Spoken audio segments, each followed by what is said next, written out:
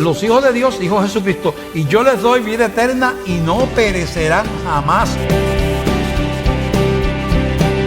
El Señor es el que transforma y convierte. Por eso es que dependemos de Él y clamamos para que toque tu vida. No es un velo del templo, es el velo de nuestro propio corazón.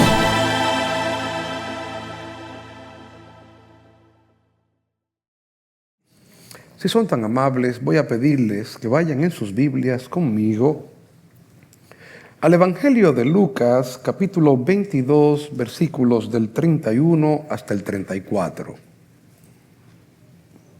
Lucas, capítulo 22, versículos del 31 al 34. Se encontraba el Señor con sus discípulos, tomando por la providencia del Señor la cena del Señor, como vemos en el capítulo 2, versículo 7. Y estando en la mesa,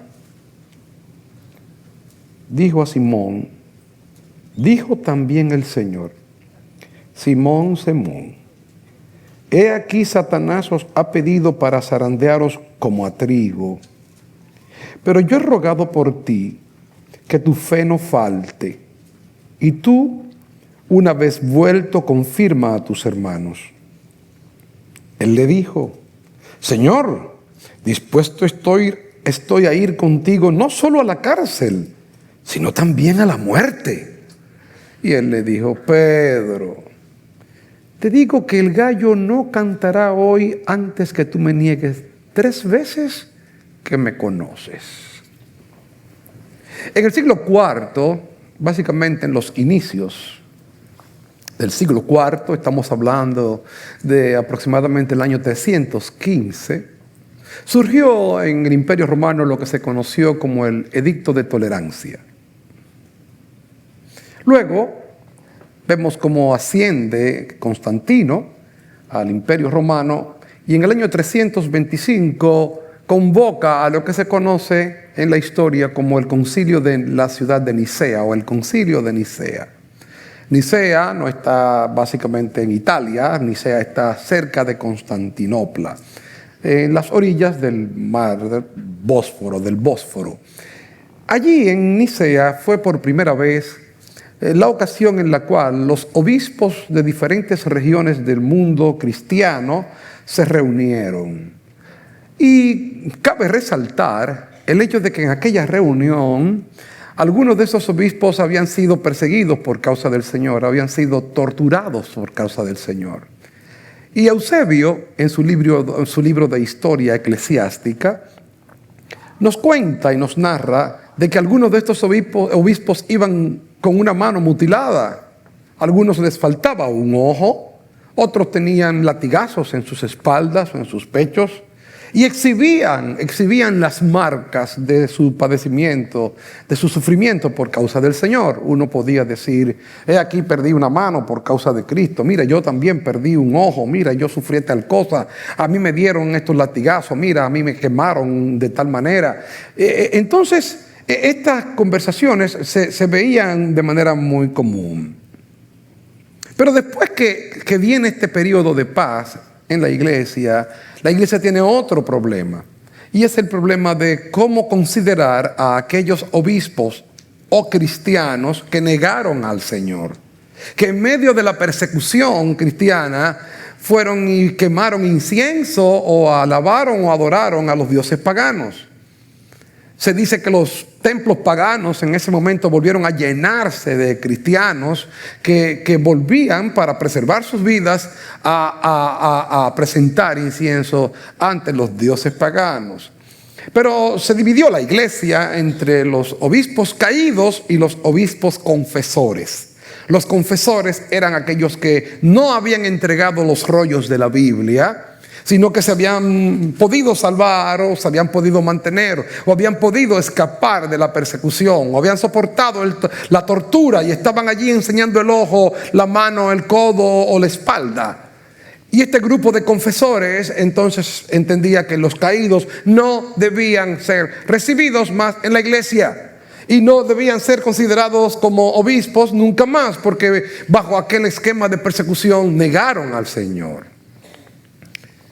Hago referencia a este pequeño fragmento histórico porque lo que vemos aquí en el caso del Señor Jesucristo y de Pedro es que el Señor ya está tomando la cena con sus discípulos aquella noche en que fue encarcelado y que iba a pasar por su martirio. Ya el Señor les había dicho, como aparece en Mateo capítulo 16, donde le dice básicamente a Pedro, y Pedro dice: tú eres el Cristo, el Hijo del Dios viviente. Y el Señor alaba a Pedro y le dice: oye, bienaventurado eres, Simón, hijo de Jonás, porque no te lo reveló carne ni sangre, sino mi Padre que está en los cielos. Y yo también te digo que tú eres Pedro, y sobre esta roca edificaré mi iglesia. Cuando dijo aquello tan grandioso, inmediatamente el Señor le dijo que le era necesario ir a Jerusalén y padecer muchos de los principales sacerdotes y de los escribas y de los fariseos y ser muerto. Cuando Pedro escucha que el Señor tiene que ser muerto, lo toma aparte y, como claro está, él era el estudiante que había sacado 100 en la pregunta, él era el más aventajado de los discípulos, lo toma aparte, le dicen: ven acá, muchacho, vamos a hablar. Mira, Señor, nunca tal cosa te acontezca. A lo que Cristo le dice: hey, apártate de mí, Satanás. Apártate al tipo que acababan de decirle: bienaventurado eres, Simón, hijo de Jonás. Entonces le dicen de una vez: apártate de mí, Satanás, porque no pones la mira en las cosas de Dios, sino en las de los hombres. Y luego le sigue diciendo: de cierto os digo que hay algunos de los que están aquí que no gustarán la muerte, o no gustarán la muerte hasta que vean al Hijo del Hombre viniendo en gloria. Luego, sentados ya en la mesa, pasa este evento donde el Señor tiene a Pedro allí sentado en la mesa y hace uso de una manera de intimidad. Cuando el nombre es mencionado 2 veces, la persona por lo regular quiere llamar a intimidad. Lo encontramos en el caso de cuando el Señor llama a Samuel, hay intimidad. Que de hecho en Mateo capítulo 5, cuando Cristo dice de ahí en adelante en el Sermón del Monte: muchos me dirán en aquel día: Señor, Señor. Esa doble mención, Señor, Señor, es una mención tierna de que tú eres mi amigo, de que yo te conozco. Samuel, Samuel, Abraham, Abraham, Jacob, Jacob. Cristo lo dice 2 veces. Así que él de manera tierna le dice a Simón: ay, Simón, Simón, mira, hay una solicitud tuya. Hay un documento aquí que ha presentado Satanás, donde te está demandando. Satanás te ha pedido, os ha pedido, les está pidiéndolo a todos ustedes. No dice Satanás te ha pedido, sino Satanás os ha pedido. Es un plural. Os ha pedido para zarandearos como al trigo. Pero yo he rogado por ti que tu fe no falte, y tú, una vez vuelto, confirma a tus hermanos. De manera que el mensaje de hoy trata de responder: ¿qué tanto nos repone Dios? ¿Qué tanto está Cristo? ¿Cómo funciona? ¿Cómo funcionan las tentaciones? ¿Cómo funciona la caída? ¿Por qué deberíamos nosotros servirle a Cristo? ¿Por qué Pedro seguía a Cristo? ¿Y por qué esa fe de Pedro es puesta en duda? ¿Por qué esa fe de Pedro es zarandeada, es movida? ¿Cuál es la intención? ¿Cómo Cristo reconoce que Satanás está pidiendo a Pedro y a los discípulos, y le dicen: no, a mis discípulos ni a Pedro te los entrego, no me los toques, yo los defiendo? No, sino que todo lo contrario. Le dicen: no, yo lo que voy a rogar es porque tu fe no falte, papá. Por lo tanto, viene esa gran pregunta: ¿hay acaso un convenio entre Cristo y Satanás? Bueno, las Escrituras dicen: no hay ningún acuerdo entre Cristo y Belial. No. De hecho, el mismo Señor dice: ya ha llegado mi hora, ya se acerca el príncipe de este mundo y él nada tiene que ver conmigo. Yo no tengo negocio con él. No hay convenios entre él y yo. No hay pacto entre él y yo. No obstante, aquí encontramos que Satanás, para tentar a Pedro, para tentar a los discípulos, para abordarlos, hace una petición. No es que él va, sino dice: Satanás os ha pedido.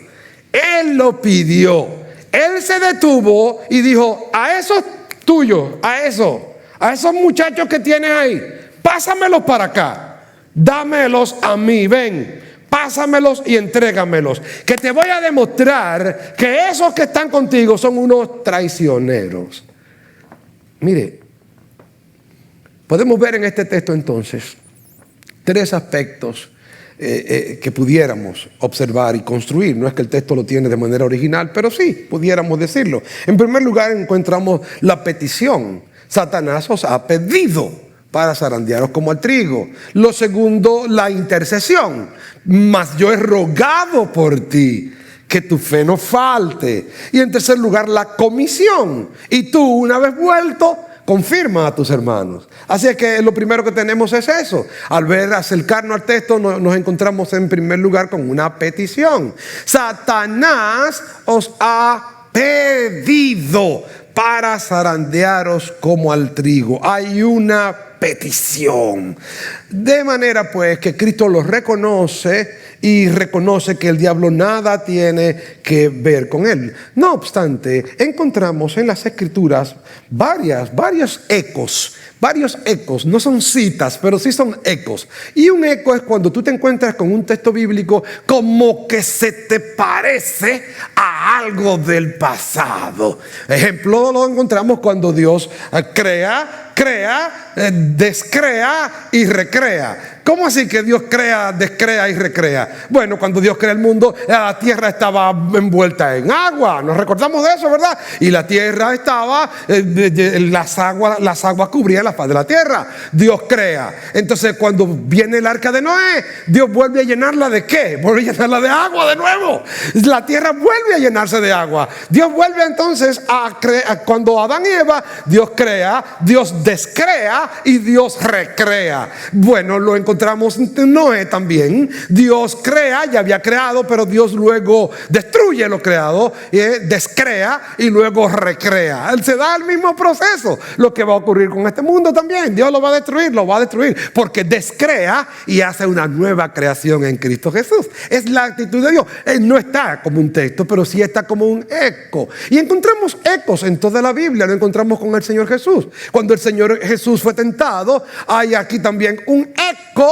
Hay un eco del pueblo de Israel. Cuando el pueblo de Israel sale de Egipto liberado, el pueblo de Israel entra en el Mar Rojo. Al entrar en el Mar Rojo, nos dice el apóstol Pablo, todos nuestros padres fueron bautizados en el mar. ¿Cómo que bautizaron en el mar? Moisés se puso allí a bautizarlo a cada uno por inversión. No piense tal cosa. Todos fueron bautizados en el mar, en el sentido de que todos entraron al mar y anduvieron en el mar. Y cuando salieron del mar, entonces entraron al desierto.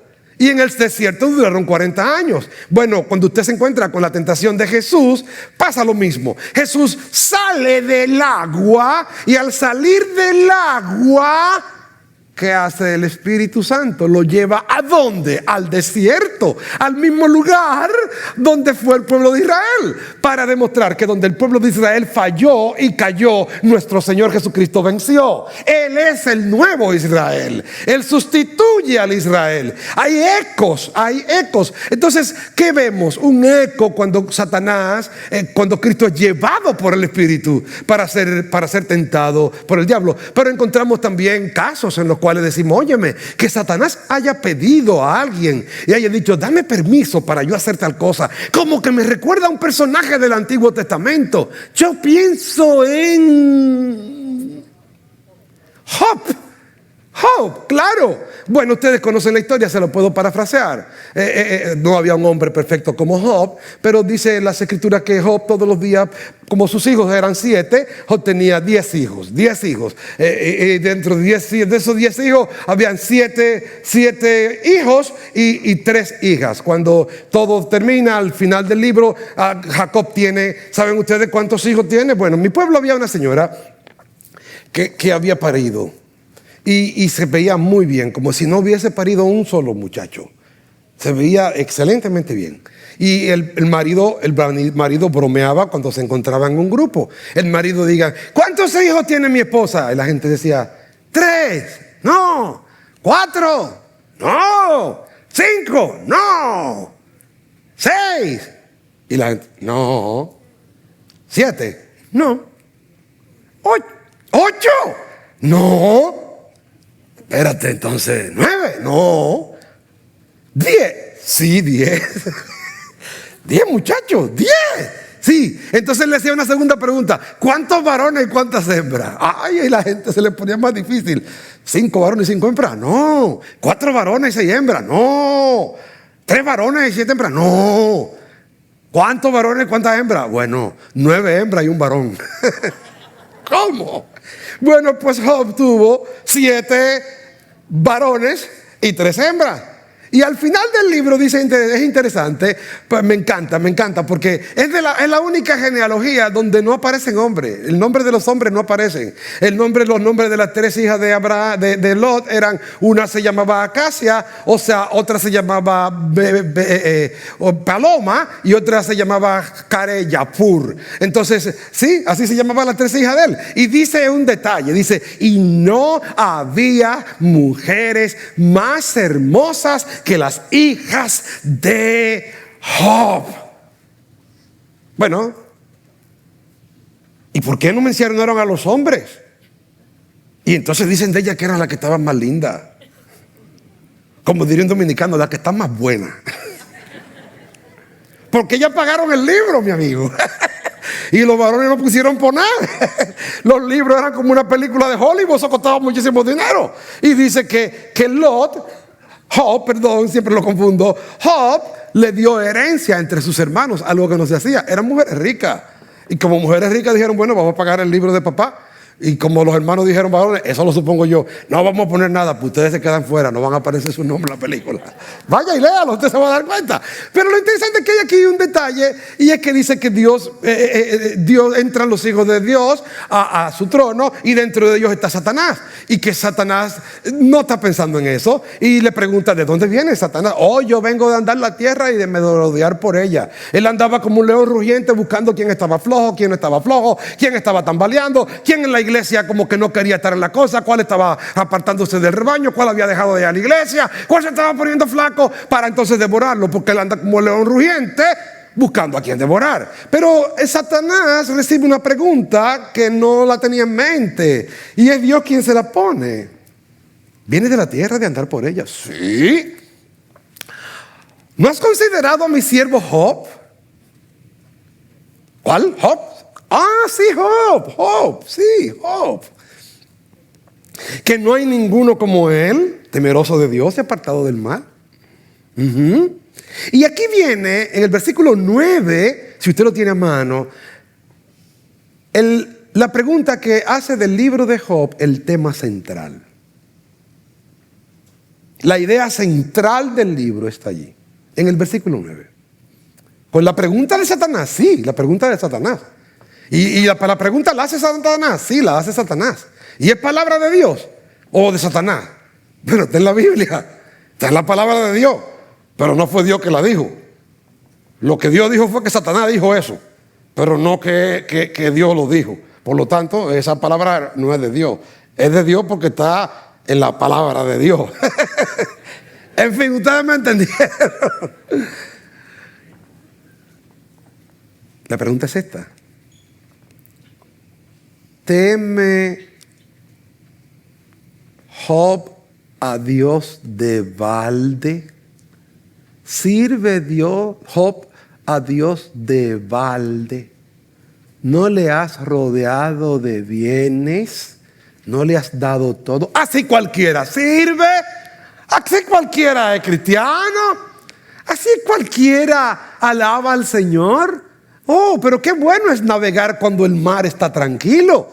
Qué bueno es ser una yola cuando no hay olas. Qué gracioso es nadar cuando no te molesta nada, como si fuera una piscina. Lo difícil es nadar en un mar turbulento. Lo difícil es ser fiel cuando tienes una esposa que está enferma y no puedes satisfacer los deseos de tu líbido. Lo difícil es decir: yo no voy a ver lo ajeno cuando estás en pobreza, no cuando estás en riqueza. De manera que la pregunta es esta: ¿le sirves tú a Dios Dios de gratis? ¿Le sirves tú a Dios por quien Dios es? ¿O le sirves a Dios porque Dios te ha bendecido tanto con un niño sano? Porque Dios te ha bendecido tanto dándote una esposa buena. Yo puedo decir eso, déjenme decir lo que yo soy de lo que lo puedo decir. Tengo una esposa tan buena que nunca ha salido de su boca una palabra descompuesta. La única vez que salió de su boca una palabra descompuesta fue cuando una plancha le dio un corrientazo y tiró un palabrón, y yo dije, wow, me casé con una humana. Gracias, Señor.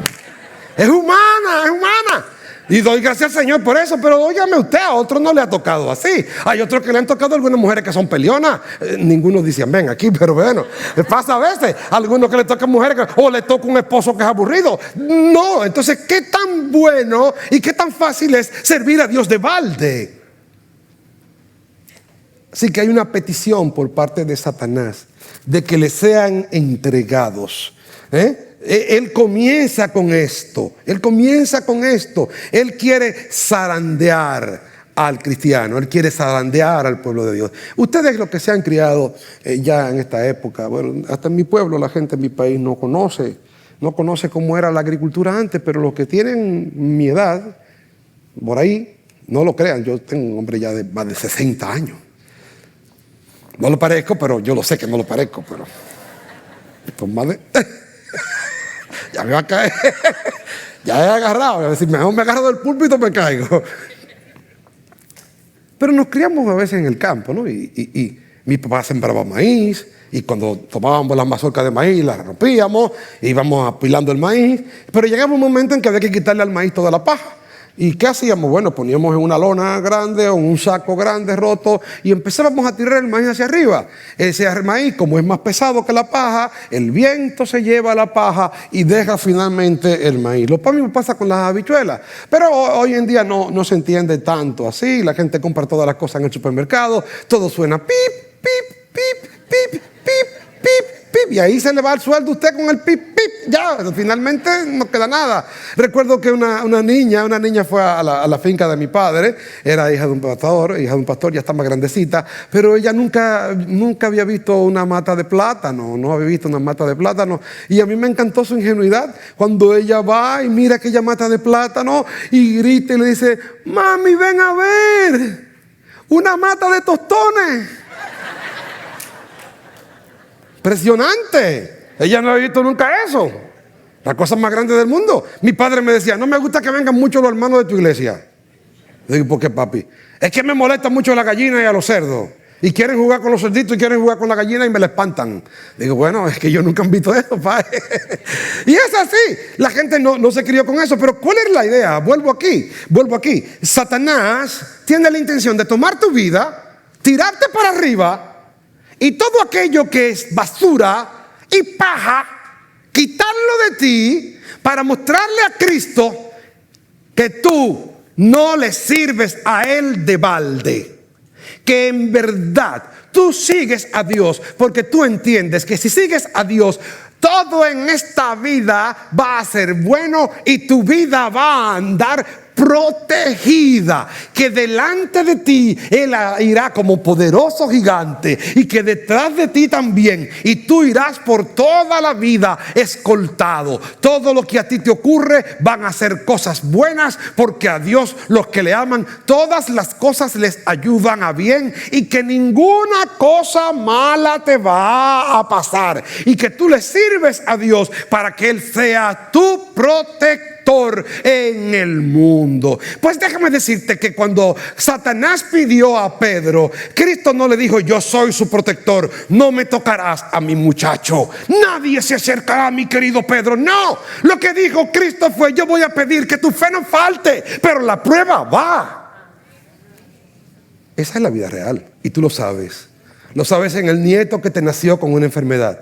Lo sabes en el padre tuyo que está enfermo con cáncer. Lo sabes muy bien en el cáncer que probablemente tengas tú mismo. Lo sabes muy bien en la esposa con la que te casaste que no era todo lo que tú creías. O el esposo que te casaste que te está dando tormentos, dolores de cabeza y has tenido que aguantar cosas que no esperabas aguantar. Lo sabes en el paro donde no tienes trabajo, en el dolor, en el sufrimiento, en cada vez que visitas un hospital y ves la miseria y la pobreza de la gente que está a punto de morir, cuando estás junto con un amigo con el cual has compartido gran parte de tu vida y lo has visto que se está secando en una cama, y a pesar de estar secándose en una cama, tiene la capacidad de poder decir: oh Señor, tú eres mi Salvador, mi Señor, y yo espero en ti. Haz conmigo lo que tú quieras. Y como Job puede decir las siguientes palabras: aunque él me matare, yo en él esperaré.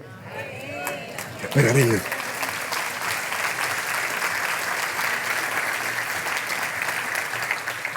Sí, Satanás hace esa petición. Él quiere demostrarle a Cristo que nosotros le servimos a Él porque Él nos da cosas, porque Él hace que en la vida nos vaya bien, y Él permite que nos quiten cosas, que nos quiten de esas cosas que creemos que la tenemos por derecho, que creemos que tenemos derecho a salud.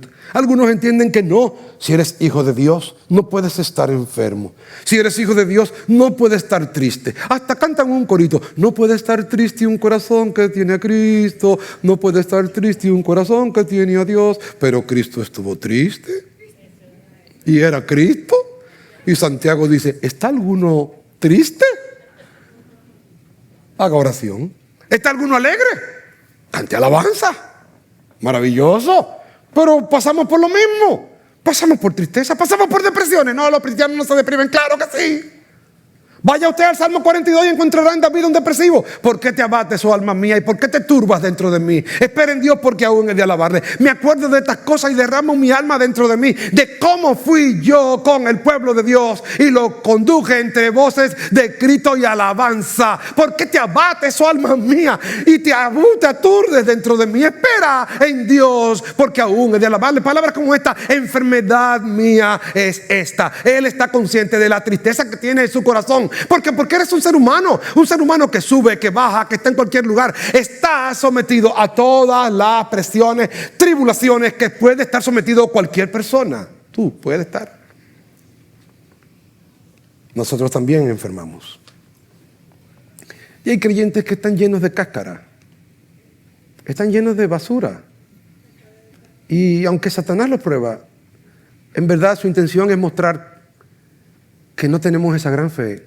Pero a la larga nos hace bien ver que no teníamos esa gran fe, que nuestra fe era pequeña, que era una fe chiquita. Pero saben que a pesar de que es una fe pequeña, es fe. Y aunque sabe fe, es fe. Dios se agrada en esa fe. Porque lo que es imposible es agradar a Dios sin fe. Por lo tanto, aunque sea poca fe, como decía Spurgeon, sigue siendo fe, aunque sea poca. Y aunque sea fe poca, sigue siendo fe. Aunque sea poca, sigue siendo fe. Y Dios se agrada en esa fe poquita que tú tienes. Dios no apagará el pábilo que humea. Él no quebrará la caña cascada. Una caña cascada es una caña que casi se está quebrando. Cristo no será el que le dé ¡pac! Para que se acabe de quebrar. Un pábilo que humea, ya lo que está echando es un poquitito de humo. Y ese poquitito de humo no será Cristo el que le haga así. No será Cristo. Cristo lo avivará. ¿Por qué? Porque Satanás quiere demostrarle a Cristo que nosotros le servimos a Cristo, porque Él no tiene nada hermoso por lo cual servirle. Él no tiene nada especial por lo cual servirle. Dios es un ser para Satanás, un ser egoísta que demanda adoración, gloria, honra, honor todo el tiempo. Es lo que Satanás quiere demostrarle a Dios. Pero ciertamente nosotros amamos a Cristo por quien Cristo es. Y aunque Cristo no nos diera el cielo, aunque no estemos en la eternidad con Él, Él se merece de todas sus criaturas, simplemente por ser Él quien Él es, que nosotros le adoremos.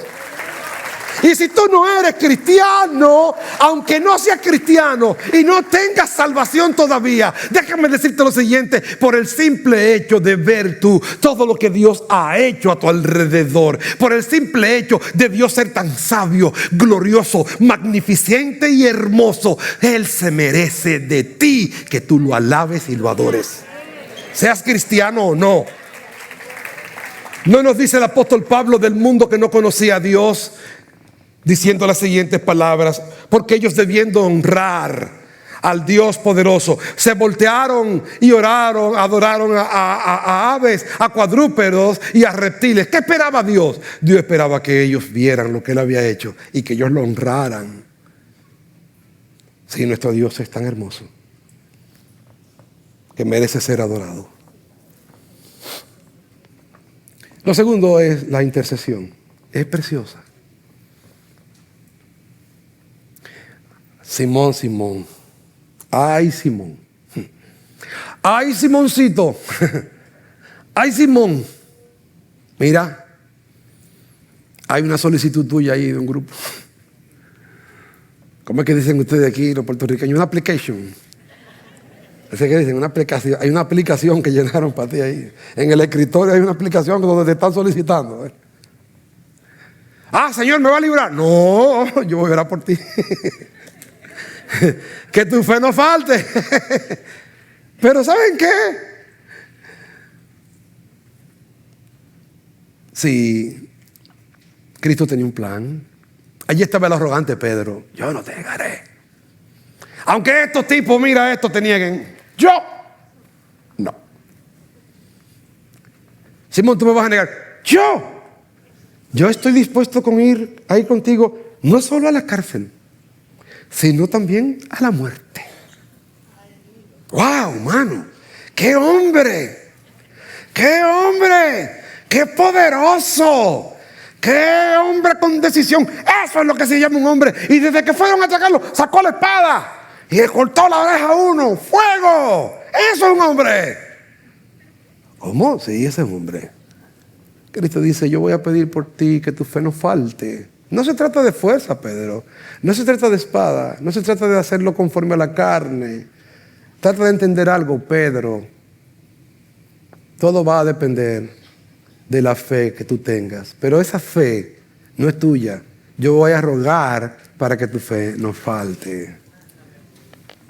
Hermanos, y esto nos lleva a pensar.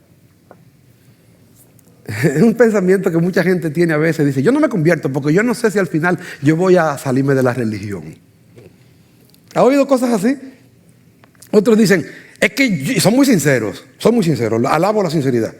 Es que yo no me meto cristiano porque yo sé que yo voy a seguir con cosas malas y yo no quiero fallarle al Señor. ¡Wow! Un aplauso a eso. No aplaudan. Es jugando que estoy. Entonces, ¿cómo es la cosa? Espérate un momentito. ¿Tú crees que de verdad nosotros creemos que vamos a llegar hasta el fin? No. Yo vine a los pies del Señor cuando tenía 18 años. Hace poco. No saque cuenta. No empiece con una calculadora que va a multiplicar y dice eso, suéltelo. Parece mucho. Wow, cuando miro atrás digo, yo he durado todo este tiempo aquí. Sí. Wow, pero mira qué cosa. ¿Y cuánto me faltan? Bueno, yo no sé. No sé lo que el Señor me quiera dar. Yo no le pongo techo al Señor. No. 90, yo no sé. A los 100, no sé. 102, no sé. 120, yo no sé. Yo no sé nada de eso. Mañana, tampoco sé. Pero nosotros no podemos depender de nosotros. Porque si fuera por nosotros no pudiéramos durar estos 40 o 50 años en la fe. O 60, o 70, o 80, es toda la vida. Nosotros podemos mantenernos por lo que dice la epístola a los Hebreos, cuando dice en Hebreos capítulo 7, versículo 25 estas palabras. Por lo cual Él también es poderoso para salvar para siempre a los que por medio de Él se acercan a Dios, puesto que vive perpetuamente para interceder por ellos. ¿Sabes qué está haciendo Cristo ahora mismo? Intercediendo por ti, orando por ti, pidiéndole al Padre que te sostenga. Nosotros no logramos comprender las cosas que son de la eternidad. Esta semana, le confieso esto, me puse a pensar fue en el púlpito. Estaba predicando, dije el texto, y después que dije el texto me puse a pensar en el mismo texto, y hasta yo mismo dije, wow, qué bueno estuvo eso. Cuando Pablo dice en 1 Corintios 14, entonces conoceré como fui conocido. ¿Cómo? Conoceré como fui conocido. Hagamos una regresión. Yo me recuerdo quizás cuando tenía 10 años, ¿verdad? Más o menos. Después cuando tenía 5, después cuando tenía como 4 que entré a la cárcel, mi papá estaba preso por un asunto de política, mi papá era político, y me dejaron entrar, ahí estaba en aquel tiempo, años 60 y pico, 65. Por eso lo sé, porque fue en el 65, había una guerra en el país, una guerra civil, y mi papá cayó preso por ser de un bando, del bando de los buenos, pero está bien, cayó preso. Y me dejaron ir a la cárcel. Me acuerdo de eso, pero no me recuerdo cuando nací. Tampoco tú. Bueno, Pablo dice, conoceré como fui conocido. ¿Y cuándo fui conocido? Bueno, en Romanos capítulo 8 dice, porque a los que antes conoció. ¿Antes de qué? Antes de la fundación del mundo. Entonces, antes de que el mundo fuera, ya Dios había tratado conmigo. Antes de que yo pensara, no. Antes de que no existiera nada de lo que vemos ahora, ya Dios trataba contigo. Porque dice, a los que antes conoció, a estos también los predestinó. Es que decir, que antes de yo ser predestinado, Él me había conocido. Y la palabra conocer no es decirle, hola, ¿cómo tú estás? Bueno, yo soy fulanito de tal. No, la palabra conocer es la que aparece en Hebreo cuando dice, conoció a Adán a su mujer y tuvieron un hijo que llamó Caín. Entonces, conocer es intimidad. Así que aunque tú no tuvieras conciencia de ti, ya Dios tenía un trato contigo antes de que el mundo fuera. Y cuando tú estés en el cielo, dice el apóstol Pablo, que tú conocerás como fuiste conocido. Madre mía, no me cabe en la cabeza. No me cabe en la cabeza. Entonces, ¿sabes qué? Ahora mismo Dios, Cristo, está intercediendo por ti. Siempre, de día y de noche. Hay una intercesión completa como la hizo con Pedro. De manera que nosotros podemos estar confiados de que el que comenzó en nosotros la buena obra la va a terminar hasta el día de Jesucristo. Así que hemos visto en primer lugar la petición. Satanás pide, dame a Pedro y al grupo. La intercesión, yo rogaré por ti que tu fe no falte. Y en tercer lugar la comisión. Tú, una vez vuelto, confirma a tus hermanos. ¿Cómo? Al traicionero, al que negó al Señor, al caído, al que cuando estaba tomando fuego por el frío y la sirvienta le dijo, ¡hey, tú eres de ellos! A mí me da vergüenza decir lo que dijo Pedro aquí, pero lo voy a decir porque está en la Biblia. Maldición. Maldición, no conozco al hombre. Maldición. ¿Qué? Que a ese señor le hayan dicho después, tú una vez vuelto, confirma a tus hermanos, porque nuestro Dios se complace en humillarnos. Nuestro Dios se complace en derribar nuestro orgullo para entonces utilizarnos en su obra. Él llama las cosas que no son como si fuera. Él llama a los indignos y es lo que no entendemos, lo que no comprendemos muchos de nosotros de Dios. ¿Cómo tú te encuentras en la Biblia que los que son las abuelas de Jesús, las abuelas de Jesús, no califican? Judá, Jesús viene de la tribu de Judá. Bueno, pero ¿cómo nació el descendiente de Judá que vino a ser antecesor de Jesús? ¿Saben qué? Judá tenía 3 hijos en ese momento y hubo una muchacha que se casó con el primero. El primero se murió y había que darle en aquel tiempo el segundo, ¿verdad? Entonces Judá le dio el segundo y el segundo también se murió. Entonces el tercero también, creo, ¿verdad? Se murió. El cuarto, yo haría lo mismo que Judá. Yo no le voy a dar a mi hijo a esa matamacho. Y Judá dijo, no, eso no va. La muchacha se vistió de prostituta y se paró en un sitio donde él pasaba. Y Judá, bueno, Se fue con la mujer.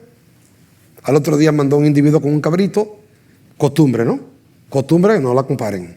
El individuo con todo el cabrito preguntó a los vecinos, ¿dónde está la prostituta que vivía por aquí? Y los vecinos dijeron, no, por aquí no vive ninguna prostituta. ¿Cómo? Ah, mira que no vive ninguna prostituta por ahí. Ah, pues devuelve el cabrito, no hay problema.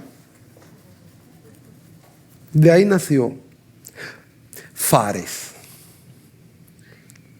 Y Fares. Y de Fares viene Cristo. De un incesto. No. Pero eso no fue siempre así. No, acuérdate de Lot. ¿Te recuerdas el caso de Lot? Lot huye con sus 2 hijas. Al huir con sus 2 hijas, Lot se encuentra con que las 2 hijas dicen, bueno, se acabó el mundo, aquí vemos todo quemado, no hay más varón en la tierra, no existe más nadie en el mundo. ¿Qué hacemos? Porque tenemos que tener ni hijos. Vamos a emborrachar a papá. Y toman a papá y le dan vino y papá inocentemente se bebe el vino. La primera se acuesta con el papá. La segunda también. Y de una de ellas nació uno que se llamó Moab. Bueno, de Moab vinieron los moabitas. Y de los moabitas vino Ru. Y de Ru vino Boz. Y de Boz, Joeb. Y de Dobet. Y después Isaí. Y de Isaí David. Y de David vino Cristo. Ya van 2. La tercera abuela. Ru la moabita. Van dando abuela. Tercera abuela. Ru la moabita. Ru la moabita. Se le muere el esposo y Noemí le dice, ve que hay un señor mayor que está ahí regando el trigo y cosas. Y utiliza un eufemismo. Y échate a sus pies. Dice que cuando el viejito sintió el calor de la muchacha, claro, dijo, ay, mija, gracias, Señor te bendiga, que no fuiste. Pero vete, que no te vea nadie saliendo de aquí. Y no pasó más nada.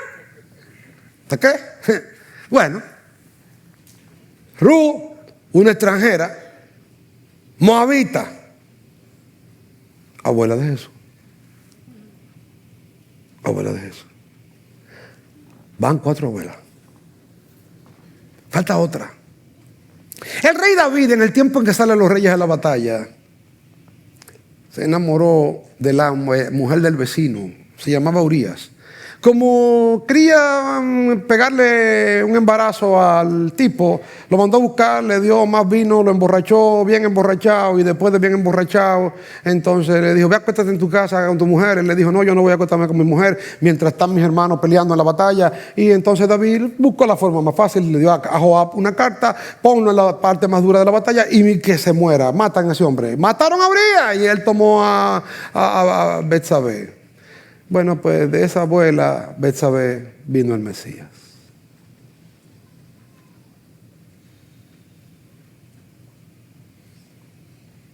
Dios llama las cosas que no son como si fueran.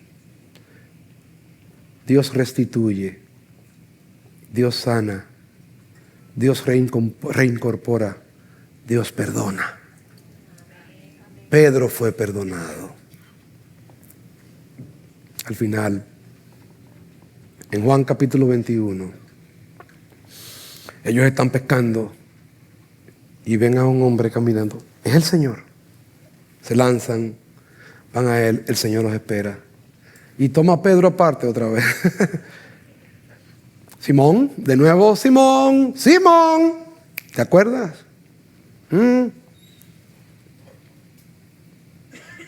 Una preguntita. ¿Me amas? Señor, tú sabes que te amo. Tú sabes que te quiero. Tú sabes que te fileo. La segunda vez. Simón, ¿me amas? Sí, Señor. Tú sabes que te amo.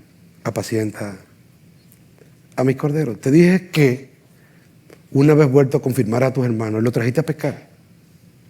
Lo trajiste a pescar. Está diciendo en otra palabra. La tercera vez, Simón, ¿me amas?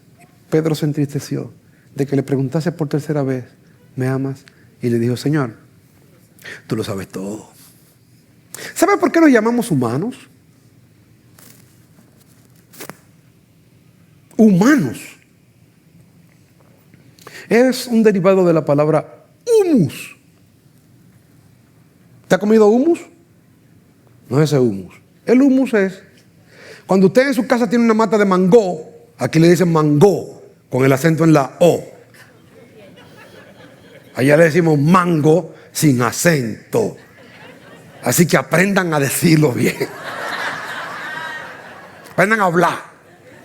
Que no se llama palcha, se llama chinola. Y que no se llama quenepa, se llama limoncillo. Así que se dice. De manera, pues, que el Señor se complace en llamar las cosas que no son como si fuesen. Lo más grande que Él hizo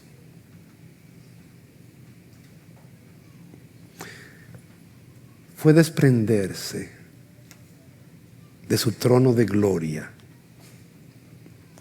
y tomar forma de humano, que significa humus, que significa tierra. Somos de lodo. Nosotros somos de lodo. ¿Tú qué crees que eres la gran cosa? Tú eres de lodo. Del lodo saliste y al lodo vuelves. Y todo lo que te comes, la mapioca, la yuca. No, pastor, lo que yo como es filete. La vaca come hierba. Es lodo. Todo es lodo. Todo es lodo. Todo es lodo. Así que tú del lodo saliste, al lodo vuelves. De la tierra saliste, a la tierra vuelves. Y Dios, que es eterno, se hizo lodo para venir a relacionarse con gente de lodo. Venir a perdonar a gente de lodo que pecó contra Él. A gente que lo ofende, a gente que no le ama, a gente que lo aborrece, a gente que no quiere saber de Él. Y ese Cristo, amoroso y tierno, vino a estar en medio de nosotros. Juan está impresionado en su carta cuando dice lo que hemos visto con nuestros ojos, lo que hemos contemplado con nuestra mano, lo que hemos tocado, tocante al verbo de vida, porque la vida fue manifestada y la hemos visto y testificamos la vida eterna, la cual estaba con el Padre y se nos manifestó. Eso es lo más grande que ha podido pasar. Neil Armstrong dijo, un pequeño paso para el hombre, un gran paso para la humanidad, cuando fue a la luna. Pero el mayor paso que se ha dado no es el hombre en la luna, es Dios en la tierra. Ese es el mayor paso que se ha dado. Nadie ha pisado una pisada tan extraordinaria como la pisada de Jesucristo. Sí, Satanás quiere zarandear tu fe. Quiere decirte, ¿acaso le teme él a Dios en balde? Sí, nosotros le tememos a Dios por quien Él es. Y aunque pase esta vida, nosotros continuaremos alabándole por toda la eternidad. Antes de irnos, le damos gracias al Señor por la palabra de Dios. Pero queremos hacerte una pregunta, ¿verdad? Hemos escuchado la palabra del Señor, hemos escuchado, siempre está el Evangelio metido en todo mensaje, ¿verdad? De lo que el Señor hizo por nosotros, aún antes, como dice la Escritura, de la fundación del mundo. Hay un versículo que lo resume de la siguiente manera: porque de tal manera amó Dios al mundo, que ha dado a su Hijo unigénito, para que todo aquel que en Él cree no se pierda, mas tenga vida eterna. Así que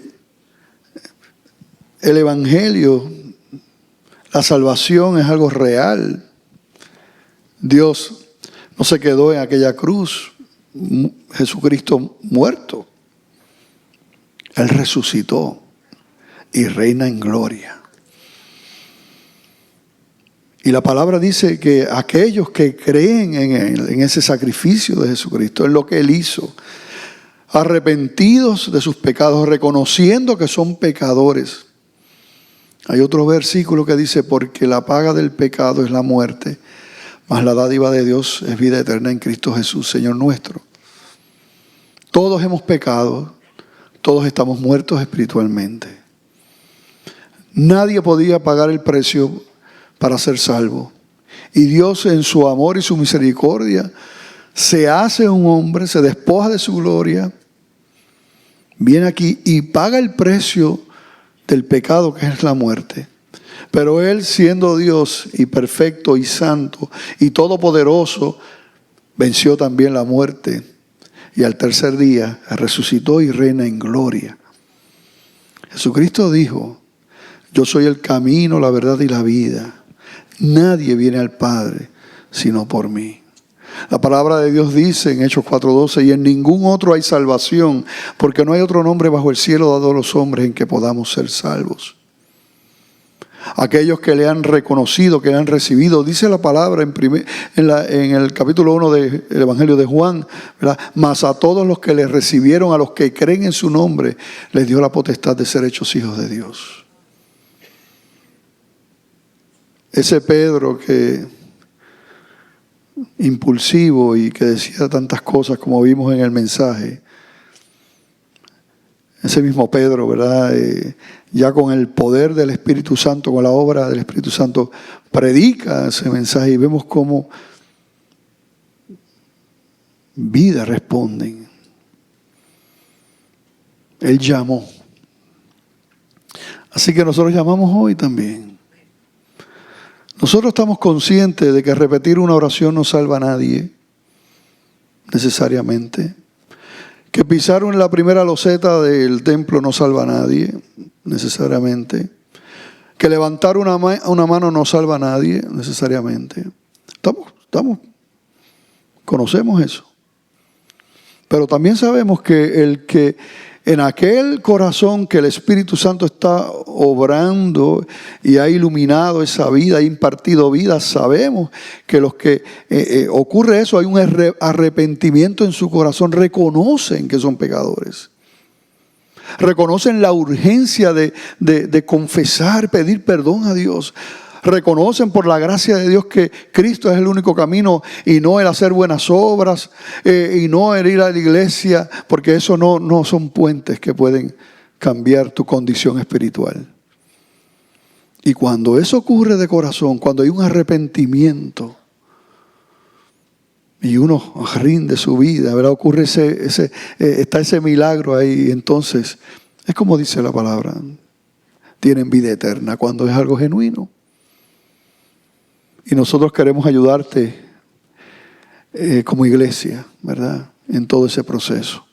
Así que yo pregunto, no me quiero extender, pero pregunto si aquí habrá alguien que reconoce esas verdades. Primero, que es pecador, que es pecadora.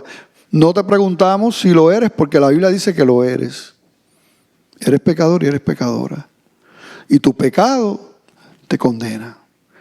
La consecuencia de tu pecado es la muerte.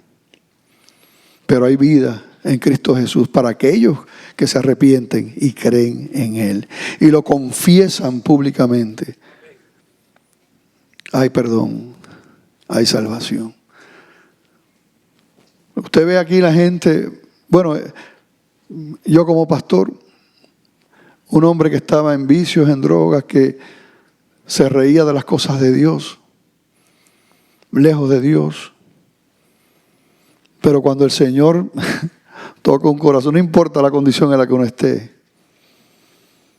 cuando el Señor empieza a trabajar, tú reconoces tu pecado. Así que eso es lo que preguntamos hoy. Si por la gracia y la obra del Espíritu Santo habrá alguien aquí que reconoce su condición de pecador, que nunca le ha entregado su vida, ha rendido su vida a Cristo, que hoy por la gracia del Señor puede entender que hay un solo camino, que es el Señor, que nada más te puede salvar, que tú estás ahí, tú sabes que Dios te está llamando. Si es así, lo que te pido es que levantes tu mano donde quiera que esté, reconociendo que eres pecador, reconociendo que hay un solo camino, que es Cristo, y clamando a Él y diciendo: Señor, ayúdame. Guíame, Padre, rindo mi vida a ti. ¿Habrá alguien que toma esa decisión en este día, públicamente, levantando su mano, pidiendo al Señor perdón? Dios te bendiga, Dios te ama.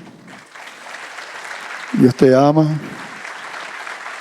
Damos gracias a Dios. ¿Habrá alguien más que hoy en este día reconoce su condición de pecador, de pecadora, reconoce a Cristo como el único camino? ¿Habrá alguien más? A la iglesia le pido que ore, que interceda. Dios te bendiga, Dios te ama. La iglesia está orando en este momento. ¿Habrá alguien más que reconoce su pecado, que reconoce a Cristo como el Señor de su vida y que lo hace públicamente levantando su mano? ¿Habrá alguien más que toma esta gloriosa decisión por la gracia de Dios? ¿Alguien más? Dios te bendiga, Dios te bendiga. Si hay alguien también que quiere reconciliar su vida, también puede levantar su mano. ¿Qué es reconciliar su vida? ¿A qué se refiere, pastor? Un hijo de Dios que se alejó de los caminos del Señor. Porque si tú eres hijo, siempre serás hijo, siempre serás hija. Pero quizás razones, las que sean, te alejaste del camino del Señor, del camino de su voluntad de obediencia. El Señor no quiere que vivas así. Él quiere que regreses a casa. Así que si ese es tu caso, siendo cristiano te alejaste y hoy quieres pedir perdón, ¿verdad? Reconciliar tu vida. Dios te bendiga, Dios te ama, varón. Dios te bendiga. Dice, Señor, yo no puedo seguir caminando lejos de Dios. Soy un hijo de Dios, soy una hija de Dios. No importa dónde te metas, si eres hijo de Dios, allí está el Señor. Él no te deja nunca. Alguien más, habrá alguien más que hoy rinde su vida, ya sea para salvación, reconociendo su pecado, ya sea regresando a casa porque se alejó de los caminos del Señor y lo hace públicamente levantando su mano. ¿Alguien más? Dios te bendiga. Dios te bendiga. Gracias, Señor. Gracias por cada vida. Yo le voy a pedir a esas vidas que levantaron su mano que pasen, porque queremos orar por ustedes. Yo sé que a lo mejor hay, pero me da vergüenza. No, ninguna vergüenza. Nosotros estamos gozosos, ¿verdad? De estar contigo, de acompañarte, de orar por ti, de ayudarte. Así que si levantaste la mano, por favor, pasa aquí delante. Queremos orar por ti. Tenemos hermanos y hermanas. Si vinieron con alguien, los pueden acompañar también, ¿verdad? Y damos gracias por esas vidas.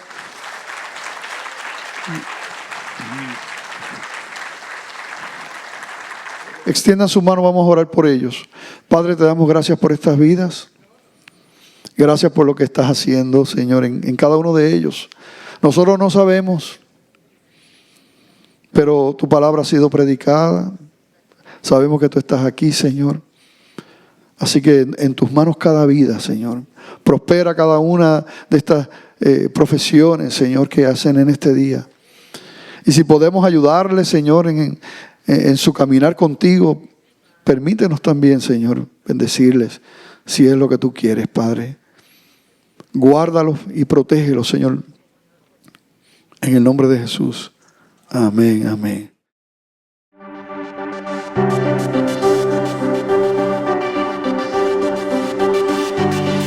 Los hijos de Dios, dijo Jesucristo, y yo les doy vida eterna y no perecerán jamás.